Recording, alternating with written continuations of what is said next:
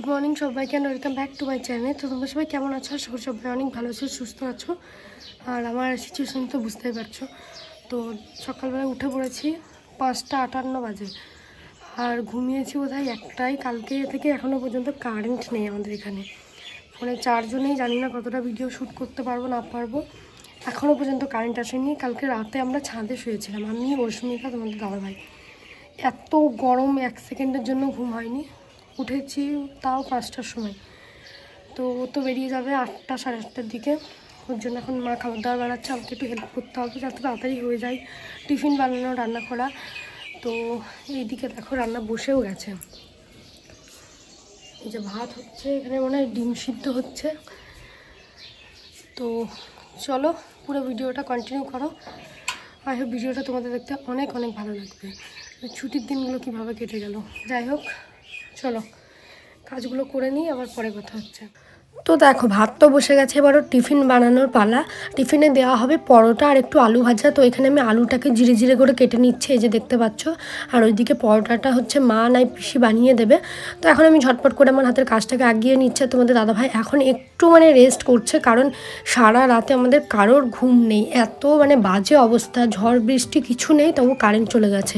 সকালবেলায় উঠে শুনছি নাকি কোথাও হয়তো কারেন্টের তারটা ছিঁড়ে গেছে, যার জন্য কারেন্ট আসে। আর আমাদের এই দিকটা তো একটু গ্রাম এলাকা, তো কি হয় বলো তো, যদি সামান্য হালকা হাওয়াও হয় তবুও কারেন্ট চলে গেলে সেই কারেন্ট আর আসতে চায় না। এইটা প্রচুর সমস্যা। ভিডিও করি তো আমি বুঝতে পারি একদিন কারেন্ট না থাকলে ঠিক কতটা সমস্যায় পড়তে হয়। ফোনে সেইভাবে কিন্তু চার্জ নেই, নয়তো রাতে আমি ভিডিও করতাম। কিন্তু ওই আজকে ভিডিও শ্যুট করবো বলে একটুখানি বাঁচিয়ে রেখেছিলাম। আমি বুঝতে পেরেছিলাম 10টা-11টার আগে কারেন্ট দেবে না। তো যাই হোক ফোনে এখন মোটামুটি একটা চার্জ আছে, কিছুক্ষণের মধ্যে হয়তো সেটাও শেষ হয়ে যাবে। কাল রাতে যদি তোমরা আমাদের অবস্থা দেখতে সত্যিই হাসতে। ভাবলাম একটু ভিডিও করবো, তারপরে আর অত রাতে আর ইচ্ছাও হলো না। মাঝরাতে উঠে পাটি মশারি এইসব নিয়ে গিয়ে আমরা বিছানা করেছি। আর শোয়ার পরে এক ফোঁট বৃষ্টি পড়াও স্টার্ট হলো। কিন্তু আমি তোমাদের দাদাভাইকে বলেই রেখেছিলাম যাই হয়ে যাক না কেন, এত কষ্ট করে মশারি যখন টাঙিয়েছি আর উঠছি না। এবার দেখো ছাদে তো আর মশারি টাঙানোর সিস্টেম নেই, ওই চেয়ার টেয়ার তুলে নিয়ে গিয়ে কোনো রকমে টাঙিয়েছিলাম। সে কি এক অবস্থা, সবাই দেখছি ছাদে। আমি অস্মিতা তোমাদের দাদাভাই আমরা 3জন ছাদে ছিলাম। আর ভোরবেলায় ঘুম ভেঙে গেছে। তো দেখো চলে এসেছি, এবার ও উঠে পড়েছে আর ফ্রেশও হয়ে গেছে দেখতে পাচ্ছ। ওর জন্য আমি একটুখানি চা করে নিয়ে আসলাম, লিকার চা। আর এই যে দেখো বাবু পুরো রেডি, আর এবার ড্রেস ট্রেস পরবে। ডিউটি যাওয়ার আগে বোর হাতে চা খেয়ে যাবেন, এটা কি হতে পারে? ওই আমাকে বললো যে তুমি আমাকে চা করে দাও আগে। তো ওর জন্য চাটা করে দিলাম। আর এইদিকে ব্যাগপত্র তো কালকে রাতে মোটামুটি গুছিয়ে রেখেছি, আর এখন টুকিটাকি যা লাগবে সেগুলো গুছিয়ে নিচ্ছি। আর এইদিকে দেখো এখানে হচ্ছে টিফিনটা বানানো হচ্ছে। এটা কিন্তু আমি বানাচ্ছি না, মা করছে, মা বেলে দিচ্ছে আর পিসি সেঁকে নিচ্ছে। তো চলো তোমাদেরকে দেখাই। এই যে দেখো খুব একটা বেশি ময়দা মাখা হয়নি, কারোরই খাওয়ার ইচ্ছা নেই, আমার মনও ভালো লাগছে না। তো ওর মতন বানিয়ে দেওয়া হচ্ছে, কারণ তোমরা তো একটা জিনিস দেখেছো, ও যখন ডিউটি যায় খেতে বসলে খাবার মেখে চেনে রেখে যায়, খেতে চায় না। তো সেই জন্যই আর কি টিফিনটাকে ওকে বেশি করে দেওয়া হয় যাতে পরে খেতে পারে।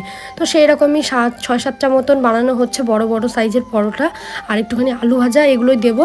আর ভাবছি নবদ্বীপ দিয়ে তো আমরা যাবো, যেহেতু বর্ধমান হয়ে যাবে, নবদ্বীপ থেকে বাস ধরবে।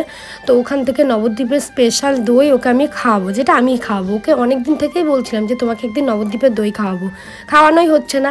তো বিশ্বাস করবে না, ও এত ভালো রিভিউ দিয়েছে যে এত টেস্টি তোমাদের এখানকার দই। তো চলো সেটাও ভিডিওটাই তোমাদেরকে আমি দেখাবো।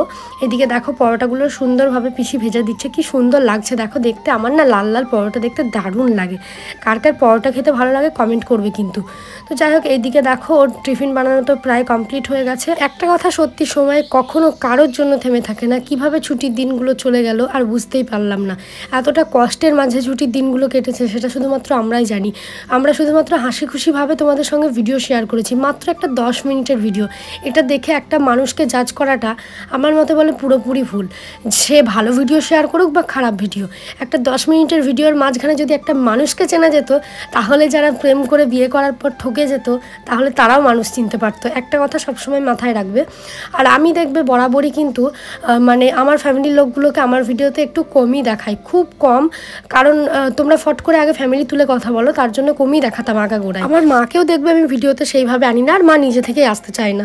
তো যাই হোক, একটা কথাই বলবো যে যদি তোমার কারোর সঙ্গে সম্পর্ক ভালো হয়, সেটা ফ্যামিলির লোক হোক বা শ্বশুর শাশুড়ি হোক, যেই হোক না কেন, প্রত্যেকটা ভিডিওতে আমার মতে বলে শো অফ করার কোনো প্রয়োজন নেই। সম্পর্ক ভালো হওয়া খুবই ভালো, তাই বলে সেইগুলো নিয়ে প্রত্যেক দিন ভিডিও করে মানে নিজেকে ভালো প্রমাণ করার আমি মনে করি প্রয়োজন নেই। এই কথাগুলো বলছি কারণ জানোই তো আমার চ্যানেলে এরকম কমেন্ট আসে, তো সেই জন্যই বললাম।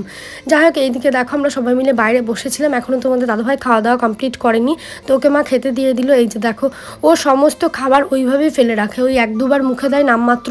আমি তো এতবার দেখছি ওকে, কম করে 2-3 বারের বেশি দেখলাম, খেতেই চায় না খাবার। আর এখনও পর্যন্ত কিন্তু কারেন্ট আসেনি, মানে বুঝতে পারছো এত বাজে অবস্থা। যেভাবে আমরা ঘামছি প্লাস ফোনগুলোর অবস্থা খারাপ, জানি না কতটুকু ভিডিও শেয়ার করতে পারবো না পারবো। তবে আমার হাতের ফোনটায় অনেকটাই চার্জ আছে, তো ওটা দিয়ে কাজ চালাবো। শেষে এটা যখন অফ হবে আমি তো রেডি হয়ে গেছি। আর ওইদিকে তোমাদের দাদাভাইও রেডি হচ্ছে, তো ওর কথা ভেবে না আমার সত্যি খারাপ লাগছে। কেন বলো তো? কারণ বেচারি আজকে চলে যাচ্ছে, কালকে রাতে এত কষ্ট পেলো গরমে, সত্যি কথা আমরা কেউ ঘুমাইনি, সে এক ভয়ঙ্কর অভিজ্ঞতা। যাই হোক, এদিকে দেখো ও এবার জুতোটা পরে নিচ্ছে। আবার আমাদের অপেক্ষা শুরু, জানি না আবার কবে দুজনের একসঙ্গে দেখা হবে, কবে একসঙ্গে সুন্দর সুন্দর ভিডিও তোমাদের সঙ্গে শেয়ার করব। আর আমি জানি তোমরাও বসে থাকো কবে দাদাভাই বাড়ি আসবে, দাদাভাইয়ের সঙ্গে সুন্দর সুন্দর ভিডিও তোমরা দেখতে পাবে।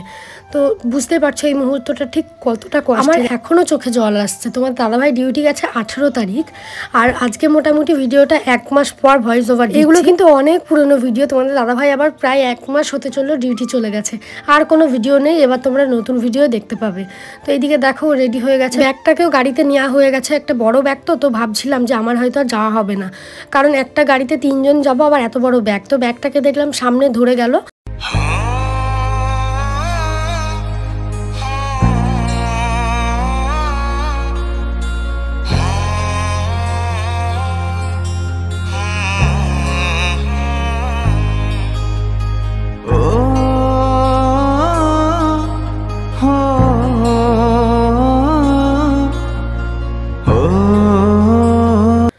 এই যে দেখো 3 জন মিলে বেরিয়ে পড়েছে, আর আমরা যাচ্ছি হচ্ছে আমাদের স্কুটিতে। আর আমার স্কুটি না অনেকটা স্পেস, দেখতে পাচ্ছ 3 জন আছি প্লাস ব্যাগ ট্যাগ সব আছে। এটা কিন্তু বাইকে হলে সম্ভব হতো না। তো যাই হোক, আর আমরা যাচ্ছি হচ্ছে নবদ্বীপ। মায়াপুরটা আমাদের বাড়ির কাছে হলেও নবদ্বীপটা একটু দূরে, কারণ ঘাটটাট পার হতে হবে। প্রথমে আমি তোমাদের দাদাভাইকে বলছিলাম যে আমি তোমার সঙ্গে বর্ধমান যাব, ও বললো ঠিক আছে চলো, কিন্তু তারপরে দেখলাম ওকে ছেড়ে দিয়ে আসতে আমাদের অনেকটা রাত হয়ে যাবে। তো সেই জন্য ও বললো ঠিক আছে, ফোনে চার্জ ফার্জ যখন নেই তো তোমাকে আজকে আর যেতে হবে না, পরের বার যখন যাবো তখন তুমি আমাকে বর্ধমানে যদি ওই দিকে হয়ে যায় তাহলে তুমি আমাকে ছাড়তে যেও। তো সেটাই কথা হয়ে রয়েছে। আর আমার সত্যি কথা মনে হয় যতদূর আমি যেতে পারি ততদূর যেন ওর সঙ্গে যাই। এখন এই ভিডিওগুলো দেখে অনেকে কমেন্ট করতে আসবে ন্যাকামি, জেনে শুনে বিয়ে করেছিলে। দেখো আমরা সবাই জানি আমরা জেনে শুনে বিয়ে করেছি, কিন্তু কি বলো তো, আমরা তো আর 12 মাস ন্যাকামি করি না, এই একটা দিনই তো ন্যাকামি করি। তাই যদি ন্যাকামি দেখার ইচ্ছা হয় দেখো, না হলে দেখো না। কারণ একটা মানুষ যখন কাজে যায়, সেটা যেই হোক না কেন, তখন প্রত্যেকের চোখেই জল আসে। একটা আশেপাশের লোক হলে তার চোখেও জল আসে। কেন জানি না তোমরা এতটা মানে অমানুষ কী করে যে মানুষটা তোমাদের রক্ষার জন্য দেশ সেবার কাজে যায়, সে যখন ডিউটি যায় সেগুলো তোমাদের ন্যাকামি মনে হয়। তোমাদের বাবারাও যখন তোমাদেরকে ছেড়ে কাজে চলে যায় তখন মনে হয় সেটাও তোমাদের কাছে ন্যাকামিই মনে হয়, এখন যা বুঝতে পারি কমেন্টগুলো দেখে। যাই হোক, এইদিকে দেখো ঘাট পেরিয়ে আমরা চলে এসেছি নবদ্বীপে। আর ঘাট থেকে উঠে একটা বড় মিষ্টির দোকান আছে, তো এখানে দাঁড়িয়েছি দই আর মিষ্টি নেওয়ার জন্য। তো দইয়ের ছোট হাঁড়ি নেই, এবার 1 কেজির হাঁড়ি নিয়ে কি করব, কারণ দই জিনিসটা তো আর বেশিক্ষণ থাকবে না না। তো ওর মতন একটা ছোট 500 হাঁড়ি নেবো ভাবছি। তো দইটা ওখানে পেলাম না, তাই ওখান থেকে ও মিষ্টি নিল। আর এই যে দেখতে পাচ্ছ আমাকে সন্দেশের এইটা কিনে দিল। তো এটা এখানে দুজন মিলে দাঁড়িয়ে দাঁড়িয়ে খাচ্ছিলাম। আর তারপরে অন্য একটা দোকানে চলে গেছি, এখান থেকে আমি লাল দই নিয়েছি ওর জন্য, এই যে দেখতে পাচ্ছ। আর তোমরা তো জানোই নবদ্বীপের দই খেতে কতটা টেস্টি, সেটা তোমাদের দাদাভাই ভীষণ রকমের পছন্দ করেছে। ট্রেনে যেতে যেতে প্লাস হচ্ছে স্টেশনে গিয়ে বসে বসে ও দইটাকে শেষ করেছে। আর দইটা যেমনভাবে নিয়েছিল তেমনভাবেই ছিল। এই খারাপ সময়েও আমার একটা ইচ্ছা তো পূর্ণ হলো। ওকে অনেকদিন থেকেই ভাবছিলাম এই দই কিনে খাওয়াবো, কিন্তু সেটা আর হচ্ছিল না। দইটা আমিই খাওয়ালাম ওকে। তো তারপরে এই যে দেখো আমরা চলে এসেছি বাস স্ট্যান্ডে, এখন এখানে দাঁড়িয়ে রয়েছি। বর্ধমান লাইনের বাস ধরবে তোমাদের দাদাভাই, আর বাসটা কিছুক্ষণের মধ্যে ছাড়বে, মানে 15 মিনিট মতন পর। তো এই টাইমটুকু আমরা একটুখানি দাঁড়িয়ে রয়েছি। আর হ্যাঁ, তোমাদের দাদাভাই বলছে পরের বার এসে তোমাকে নিয়ে যাবো। আমি বলছি থাক, তোমাকে আর নিয়ে যাওয়ার কথা বলতে হবে না, প্রত্যেকবার তুমি এমনটাই বলো, কিন্তু আমাকে নিয়ে যাও না, তাই আমি তোমার সঙ্গে যাব না, এটাই বলছিলাম আমি ওকে। আর এতটা কষ্ট হচ্ছিল এই মুহূর্তটা, আমার মুখটা দেখলে তোমরা বুঝতে পারবে, পুরো শুকিয়ে গেছে। হয়তো কান্না করছি না ওর জন্য, কিন্তু চোখ মুখ পুরো শুকিয়ে গেছে। জাস্ট আমার মুখটা একবার দেখো, মানে ঠিক কী পরিমাণ কষ্ট হলে একটা মানুষের মুখটা এরকম শুকিয়ে যায়। এবার দেখো ওর ব্যাগটাকে বাসে তুলে দেওয়া হলো।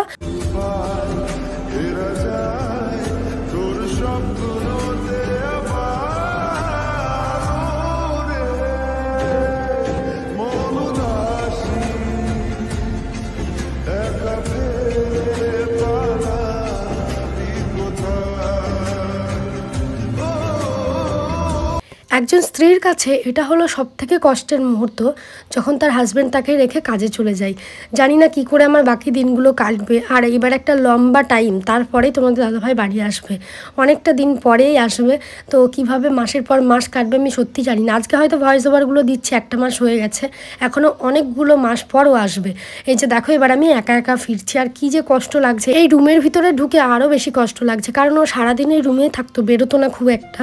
তো পুরো ঘরটা যেন ফাঁকা ফাঁকা লাগছে। মাও সেটাই বলছে যে দীপঙ্কর চলে গেল, মনে হচ্ছে ঘরটা ফাঁকা ফাঁকা লাগছে, কারণ সারাক্ষণ এই ঘরে থাকতো। তো দেখো জামা কাপড়ের সব ভর্তি, ও জিনিসপত্র ছড়ানো ছেটানো। তো দেখো এখন আমি একটু জামা কাপড়গুলোকে কেচে দেবো। আর ভালো লাগছে না, নিজেকে একটু কাজের মধ্যে রাখলে তবেই মনটা ভালো লাগবে, কারণ ব্যস্ত থাকবো। দেখো এক গাদা জামা কাপড় হয়েছে দুজনের মিলিয়ে, প্রচুর। তো চলো গিয়ে ফটাফট জামা কাপড়গুলোকে কেচে নেবো। আর কারেন্ট এসেছে, বাড়ি এসে দেখছি তো ফোনটাকে চার্জে বসিয়ে দিয়েছি। আইফোনটাই একদমই চার্জ ছিল, বাড়ি আস্তে আস্তে ওটা সুইচ অফ হয়ে গেছে, তো ওটাকে চার্জে বসিয়ে দিয়েছি। আর আমার হাতে রয়েছে আগেকার ফোনটা। তো চলো এবার গিয়ে ফটাফট জামা কাপড়গুলো কেচে নিই, পরে তোমাদের সঙ্গে কথা হবে। তো তারপর থেকে তো শুয়েছিলাম, আর কোনো ভিডিও শ্যুট করিনি, একদম বিকেলবেলা থেকে ভিডিও স্টার্ট করছি। জানোই তো এই টাইমে মনের অবস্থা কি থাকে, মনে হয় কোনো কিছুই ভালো লাগে না। তো বিকেলবেলায় এই যে দেখো আইসক্রিমটা বার করেছি, এটা তোমাদের দাদাভাই আমাকে আগের দিন এনে দিয়েছিল, কিন্তু কালকে রাতে যেহেতু কারেন্ট ছিল না, তাই পুরো ক্রিমটা বেরিয়ে একদম গলে জল হয়ে গেছে, মানে পুরো আইসক্রিমটাই নষ্ট, জাস্ট একটু একটু আছে, উপরে চকলেটটাই পুরো জল হয়ে গেছে। তো সেটা এখন বার করে খাচ্ছি, এই যে দেখতে পাচ্ছ। তোমাদের দাদাভাই যখন ডিউটি চলে যায় তখন সবসময় চেষ্টা করে আমাকে আমার পছন্দের জিনিসগুলো এনে দিয়ে যাওয়ার। এই যে দেখো, শুধু এখানে বলে না, ওখানে থাকলেও আইসক্রিম চকলেট এগুলো কিন্তু আমার ফ্রিজে সবসময় থাকতো, আর আমি সেগুলো সবাইকে দিয়েই খেতাম আগাগোড়াই। তো যাই হোক এখানে দেখো, তারপরে তোমাদের দাদাভাই ভিডিও কল করেছে, ওর সঙ্গেই কথা বলছিলাম। ও এখন বর্ধমান স্টেশনে বসে রয়েছে, ওর ট্রেন লেট রয়েছে, প্রচুর ট্রেন লেট, মোটামুটি 5-6 ঘন্টা লেট। তো যাই হোক আজকের মতন ভিডিওটা আমি এই পর্যন্তই রাখছি। ভিডিওটা ভালো লাগলে অবশ্যই একটা লাইক করে দিও, কমেন্ট করো, আর চ্যানেলটা সাবস্ক্রাইব করো। বেচারির মুখটা জাস্ট দেখো, কিছু বলতে পারছে না, কিন্তু বুঝতে পারছে ওর কতটা কষ্ট হচ্ছে। যাই হোক চলো আজকের মতন ভিডিওটা এই পর্যন্তই রাখছি। টাটা সবাইকে, আবার দেখা হবে অন্য আরেকটি ভিডিওতে। कैसी है ये दूरी, कैसी मजबूरी, मैंने नजरों से तुझे छू लिया। ओ हो कभी तेरी खुशबू, कभी तेरी बातें